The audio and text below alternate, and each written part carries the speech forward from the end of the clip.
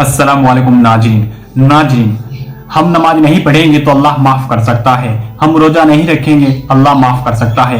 हम ज़कात नहीं देंगे, अल्लाह माफ कर सकता है। कुर्बानी वाजिब है, कुर्बानी नहीं करेंगे तो अल्लाह माफ कर सकता है। लेकिन बंदे ने किसी का हक मारा तो अल्लाह माफ नहीं करेगा। नाज़रीन, अल्लाह ताला फरमाता है मैं अपना हक माफ कर सकता हूँ, लेकिन अगर किसी बंदे ने किसी का हक मारा है तो उसको मैं माफ नहीं करूंगा। उसको माफ जब करूंगा अगर किसी बंदे ने किसी दूसरे का हक मारा है और वो दूसरा बंदा उस अपने हक को उस बंदे को माफ करेगा, तभी जाकर के मैं माफ करूंगा। नाज़रीन, हजरत मोहम्मद मुस्तफ़ा सल्लल्लाहु अलैहि वसल्लम ने फरमाया, इंसान ने सभी नमाजें पढ़ी हो, रोजे रखे हो, हज किया हो, अल्लाह की इबादत की हो, लेकिन इसके बावजूद भी वो बंदा जहन्नुम में ही जाएगा। तो सहाबा ने इरशाद फरमाया, या रसूलुल्लाह, ऐसे कैसे?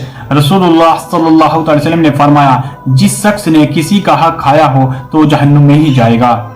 नाज़रीन, ये जो अल्फाज मैंने कहे हैं ये अल्फाज मेरे नहीं हैं, ये हमारे एक मौलाना साहब के हैं। नमाज नहीं पढ़ने लगे रब माफ कर सकना, रोजा फर्ज है नहीं रखने लगे रब माफ कर सकना, ज़कात वाजिब है ज़कात नहीं देने लगे रब माफ कर सकना, कुर्बानी वाजिब है नहीं देने लगे रब माफ कर सकना। लेकिन अगर बंदे ने हक मारिया, बंदे ने हक खाता, रब खुद फरमाना मैं अपना हक माफ कर सकना, लेकिन बंदे ने हक वो बंदा माफ करेगा तब ही माफ होंगे, वरना माफ नहीं होंगे। हकूकुल इबाद ना मसला बड़ा नाजुक है। हकूक नहीं जदू गल हुई सरकार फरमाया क़यामत वाले जड़ा ओ बकरी के जिसकी अल्लाह सिंह नहीं दिते दुनिया के अंदर, रब नहीं बारगाह चाहेगी बारी ताला मैनू इस सिंह वाली बकरी मैनू तकलीफ पहुंचाई, रब उसने सिंह बगैर सिंह वाली बकरी की देगा, रब फरमाएगा अपना बदला मोड़े ते असा ना बदला। सरकार दो आलम सल्लल्लाहु अलैहि वसल्लम फरमाया एक बंदा क़यामत वाले जाना ओहद पहाड़ जितनी नेकियां लेकर आवेगा, लेकिन फिर भी जहन्नम में जाएगा। नाज़रीन, आपने वीडियो देखी और मौलाना साहब ने कहा, मौलाना साहब का जो बयान था उनके कहने का मतलब सिर्फ इतना है कि बंदे को किसी का हक नहीं मारना चाहिए। अगर आप किसी का हक मारोगे तो अल्लाह माफ़ नहीं करेगा, जहन्नुम में ही जाओगे।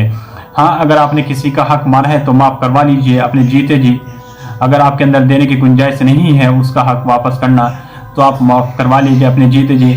अगर आप उसी हालत में आपका इंतकाल हो जाता है और फिर आपके बच्चे, आपके घर वाले आपके जो आपने हक खाया उसको माफ़ नहीं करवा दे तो आपको जहन्नुम में ही जाना पड़ेगा।